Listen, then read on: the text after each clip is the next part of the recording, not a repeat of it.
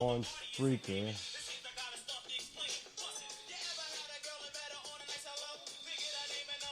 Don't look bad. Live.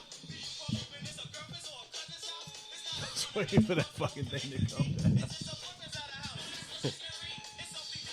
It will be caught live. It would be.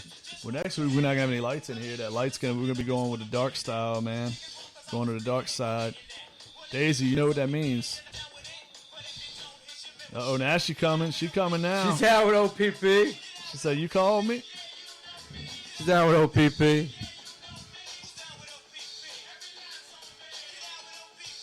What? We went a little naughty, man. A little naughty by nature right there, man. What's that stand for? OPP? Orleans Parish Prison, baby. Obviously. Yeah, that's not exactly other people's what it means, right? private parts, Doesn't right? mean nothing to do with anything sexual. Nothing like that, huh? We're back at it. Saint Sinners Podcast going down here on a Monday. I know you got a date before we do anything else. We got to drop that date for these mofos. March 9th, 2020. Josh Jack. Oh, look at this. She's responding. All right, come here, Simba. Whoa, come here. You about to get attacked by the cat. She put an amazing on move on live me. podcast TV. She totally broke that tackle, man, like Alvin Kamara 2 years ago. But here we go. Oh, look, she's coming on your end, man. She looks like she's get on running it out somewhere. of bounds, like Camaro last year.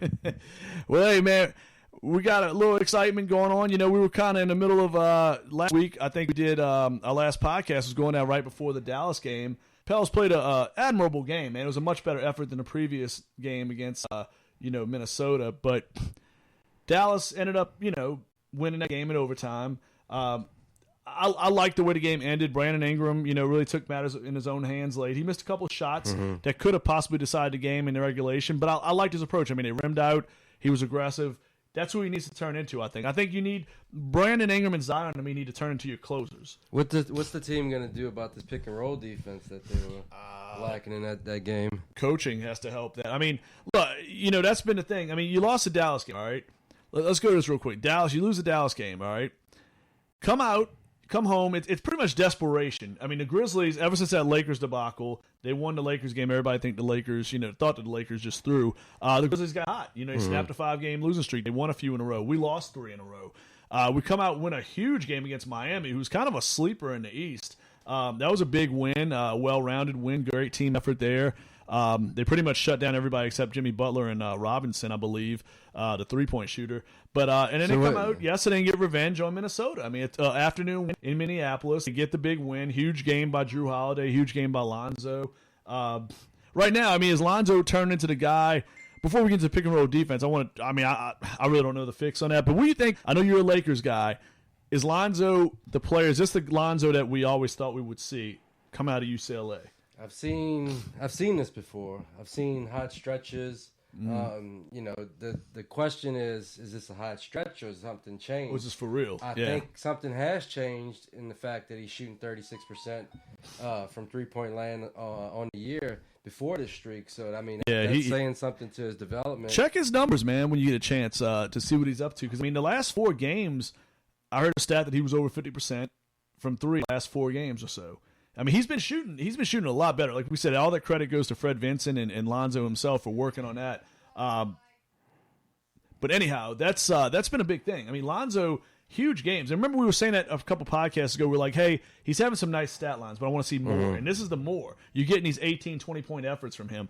He's not a scorer for people that don't get it. He wants to be a distributor first, a rebounder, and a defender before he's a scorer. But he's giving you these scoring games. He's giving you these double-digit rebound and assist games. I'm not even worried about what he scores. I'm worried about what he provides. Right. And the fact that he's providing a guy that can catch and shoot the 3-ball is going to work really well with Zion going forward because you need as many of those guys as possible. Well, he's minimizing the turnovers, too.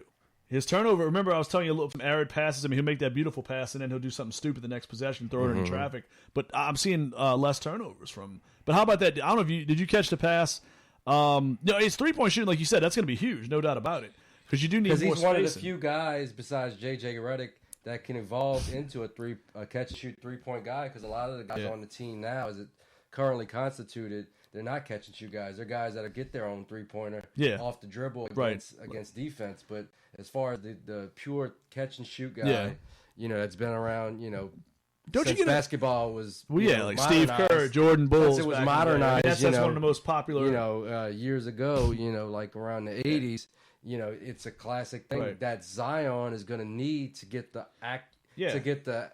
the spacing that he needs to operate down there, where he can get one-on-one matchups. Well, let's go to that real quick. When he gets those one-on-one matchups, that's when his team's going to be really dangerous. Let's go to that. Zion, Maxi Kleber probably did the best job of any player so far against Zion. He had he really gave some fits at times. And Zion got his, but did you watch how aggressively the Mavericks swarmed to Zion, forcing him almost to pass the ball out or do something? Everybody's going to do. That's what I'm saying. People have looked at that tape. Zion, and they're saying, prove to me that you can hit 3-pointers, and then we'll stop swarming 2 or 3 guys. Well, no, I'm not so much scared about him with the shots. I think he's got a shot. I think the problem what scares me. I'm talking about when he's down on the post. Well, no, I'm talking about finding other players, like him coming out of the post as a passer. Like, I know he's a good passer, but in the post when he's double and triple teamed, is he going to make that decision at the right time to get rid of the ball? You know what I'm saying? Instead of saying, hey, I'm just going to try to overpower somebody, if there's a guy cutting, a Brandon Ingram cutting, a Drew Holiday cutting, if JJ is sitting out on a 3-point line, is he going to find that guy? You know what I'm saying? The way LeBron James finds an open player. When LeBron gets in a lane and 2 players converge, he finds an open shooter. Or Giannis. Zion's going to have to evolve that. Now, it's not going to happen right away, but he's going to have to look out for that. Alvin Gentry's got to have him aware of that, because Rick Carlisle's script, teams are going to follow that, especially if they make the playoffs. Frank Vogel's going to look at that. You know what I mean? Good coaches are going to copy that system. You got something on there you had to preach? Or what? Oh, man. we got the big dog in the house. Big dog, what's up, man? Joel Smith. Oh, the big dog, Joel Smith. We got the other dog. I thought Joel took the title. But Joel took the title for what? I mean, I think he just took it by force just now. The lights went out, a chair shot to the back of the head, and all we knew Ted was laying. Yeah, Ted was laying in the ring. Somebody's got an unreported concussion between the big dogs. We got a new goddamn champion over here. We got a new champion. Somebody's going in the blue tent. It's been erected. Hey, let me ask you this, man. So Zion, all right, I think it's going to come. I really do. But Rick Carlisle, they're going to show you how coaching can impact the NBA. Let's be real. Dallas has 2 great players, Doncic, Kristaps Porzingis. Outside of that, I think that roster's shit. I know Curry's had a nice little stretch. Kleber's a decent defender. It's shit. Without those 2 guys, they're nothing. But Rick Carlisle adds a dimension in the coaching staff.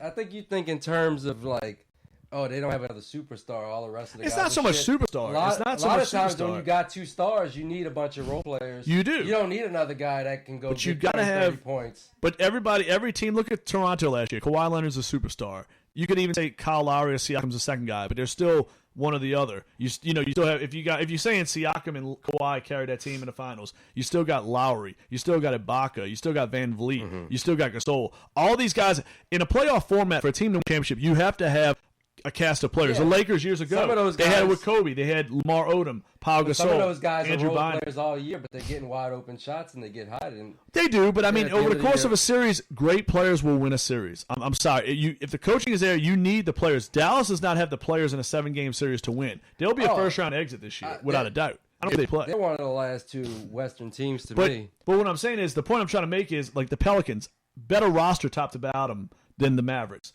Coaching is the ultimate difference there. Rick Carlisle's a guy that won a championship. He led, he's been there before. He's done it. He has a great track record.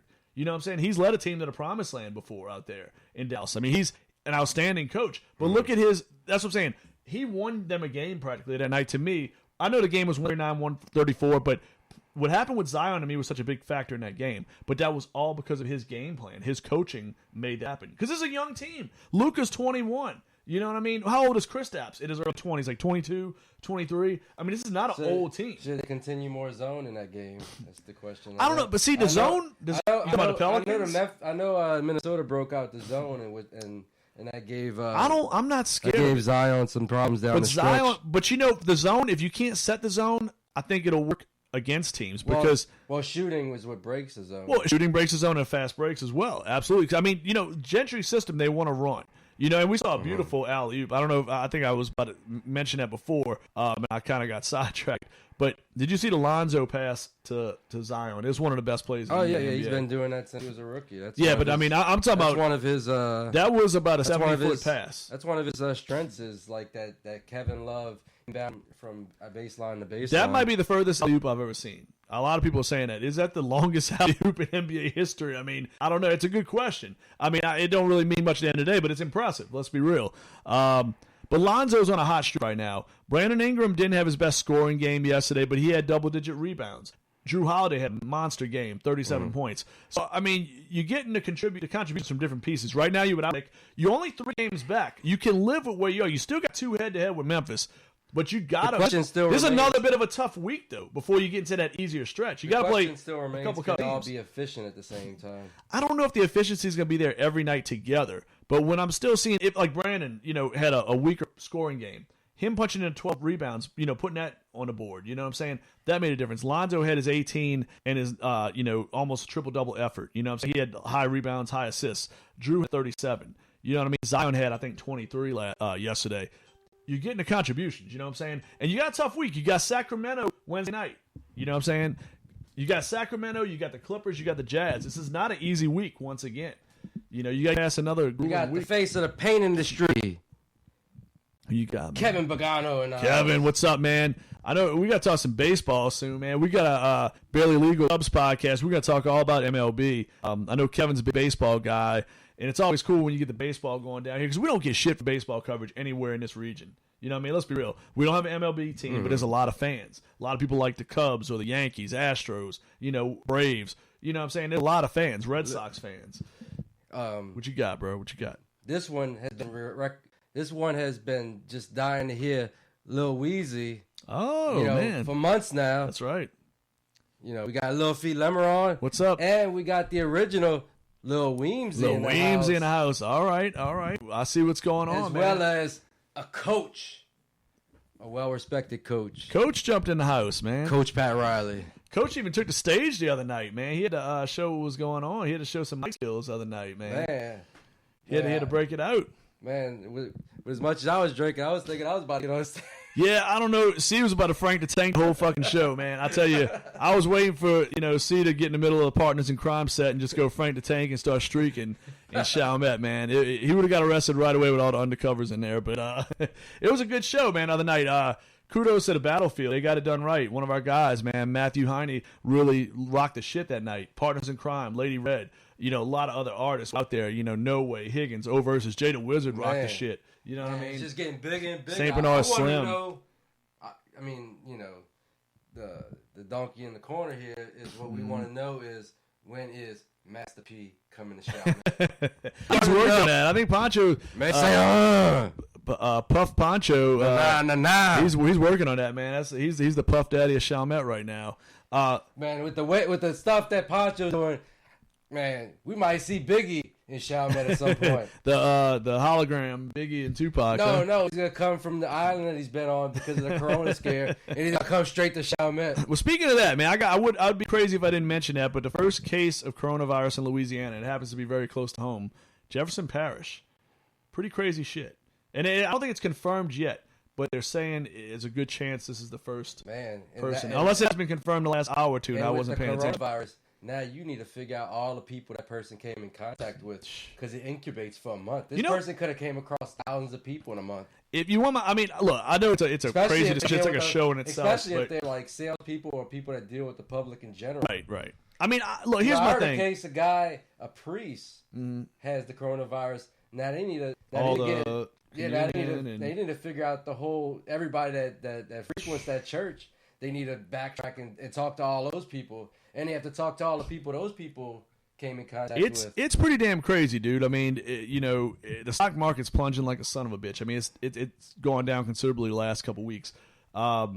It's pretty nuts, man. We're talking about NBA games being played possibly in empty arenas. LeBron, I got to give kudos to LeBron. I hate the Lakers, but I know LeBron's one of the greatest, and I respect the guy. And I do respect him saying that I wouldn't want to play in a situation like that. Like, what good is the game without fans, I mean, it's true. If you got a jam-packed house or if you got a couple hundred people in there, it's not the same vibe. You know what I mean? It's like watching a movie with just the stars and no surrounding background. It's like no supporting players. yeah. It's and it's like it's like watching a movie on a green screen. Yeah, put Denzel Washington or Leo DiCaprio on a green screen. We just have a green screen. Let them do the script. We're gonna watch them on the green screen. No, it ain't never gonna work. I mean, I love Adam Silver, but I think that's one of the worst decisions. I think, or kind of maybe he didn't make a decision, but one of the worst ideas that he's come up with. Because I think Adam Silver is the best commissioner in sports. Maybe they can pipe in